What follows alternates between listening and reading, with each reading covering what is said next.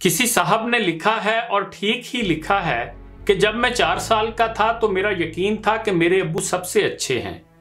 जब मैं 6 साल का था लगता था मेरे अब्बू सब कुछ जानते हैं।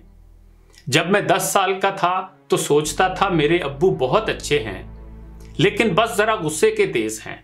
जब मैं 10 साल का था तो सोचता था मेरे अब्बू बहुत अच्छे हैं, लेकिन बस जरा गुस्से के तेज हैं। जब मैं 12 साल का था तो सोचता था कि मेरे अब्बू तब बहुत अच्छे थे जब मैं छोटा था। जब मैं 14 साल का था लगता था मेरे अब्बू बहुत हसास हो गए हैं। जब मैं 16 साल का था तो सोचने लगा कि मेरे अब्बू जदीद दौर के तकाज़ों से आशना नहीं हैं। जब मैं 18 साल का था तो लगता था कि मेरे अब्बू में बर्दाश्त की कमी बढ़ती जा रही है। जब मैं 20 साल का था तो मालूम होता था कि मेरे अब्बू के साथ तो वक्त गुजारना बहुत ही मुश्किल काम है। पता नहीं अम्मी बेचारी कैसे इनके साथ इतनी मुद्दत से गुजारा कर रही हैं। जब मैं 25 साल का था लगता कि मेरे अब्बू को हर उस चीज़ पर एतराज़ है जो मैं करता हूँ।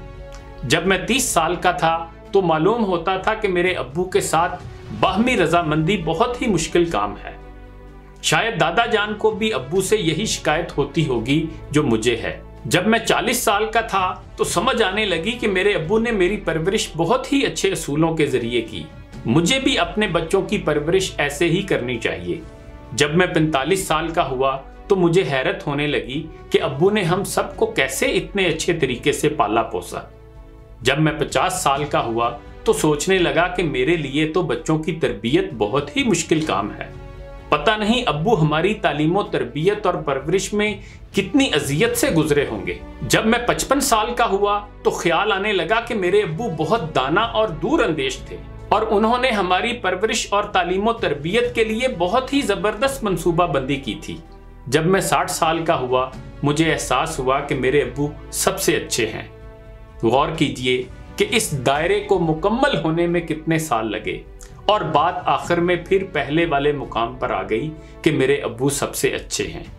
हकीकत भी यही है कि हमारे वालिदैन अच्छे ही होते हैं। वो कभी जानबूझकर हमसे कुछ बुरा नहीं करते। हाँ, उनकी कुछ मजबूरियां हो सकती हैं क्योंकि वो जन्म तो देते हैं, करम खुदा ही दे सकता है।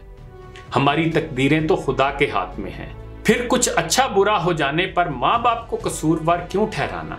हर वालिदैन हमेशा औलाद का भला ही चाहते हैं, बल्कि वो बुरा चाह ही नहीं सकते।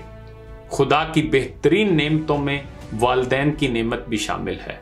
दुनिया में आपको तकरीबन सब कुछ दोबारा मिल जाता है, लेकिन वालिदैन का नेमुल बदल दोबारा नहीं मिलता। वालिदैन से बढ़कर कोई खैर खा, कोई दोस्त, कोई गमखार दोबारा कम ही मिलता है।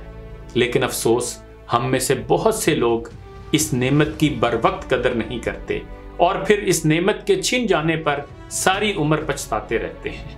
आइए हम अपने वालिदैन से बेहतरीन सलूक करें, उनके सामने उफ तक न करें, उनकी खूब खिदमत करें कबल इसके कि बहुत देर हो जाए। अल्लाह करीम उनका साया हमारे सरों पर सलामत रखे। आमीन।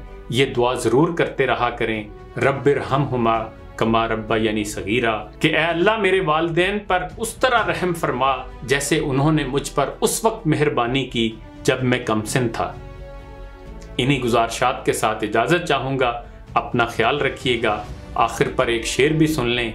घर की इस बार मुकम्मल मैं तलाशी लूँगा, गम छुपाकर मेरे माँ बाप कहाँ रखते थे।